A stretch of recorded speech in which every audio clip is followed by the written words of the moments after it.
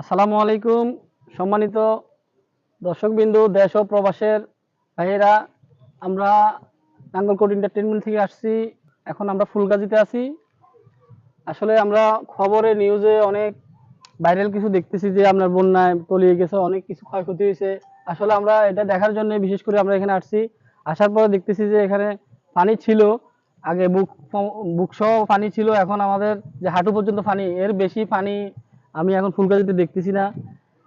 আর কিছু কিছু মানুষ এখনো ঘরবন্দি আছে। উদ্ধার অভিযান চলতেছে, আমরা সেনাবাহিনী কাজ করতেছে, এরপরে আনসার বাহিনী কাজ করতেছে।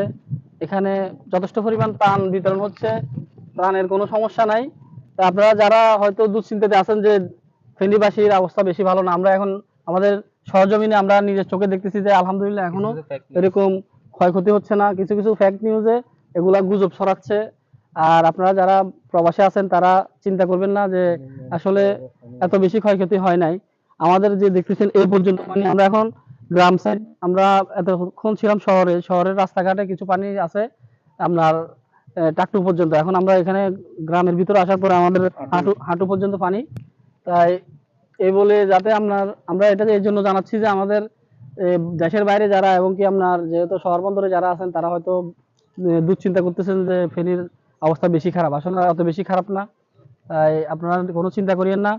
এ পর্যন্ত আজকের নিউজ আমি এখানে দিচ্ছি। আর কাকা, এখন এখানে আসার পরে আপনি কি দেখতেছেন, আপনার কি মনে হয়? না, মোটামুটি আমরা যতটুকু জানতে পারছি না, বন্যা বেশি ক্ষতি করতেছে, কিন্তু এত পানি বেশি না। ওখানে আমাদের হাঁটুর নিচে পানি আছে, কোনো চিন্তার কোনো কারণ নাই। আমরা সবাই দোয়া করবেন যখন ফেনী ডিস্ট্রিক্টটা ভালো থাকে, ভালো পরিবেশে মানুষ বসবাস করতে পারে। এই নিয়ে আমার বক্তব্য নিয়ে শেষ। আসসালামু আলাইকুম। আর বিশেষ করে আমরাও প্রথমে নিউজে দেখে আমরা ভাবছি যে আসলে ভয়াবহ অবস্থা। এরকম দেখার জন্য আমরা আসছি যে আসলে কি অবস্থা আমাদের।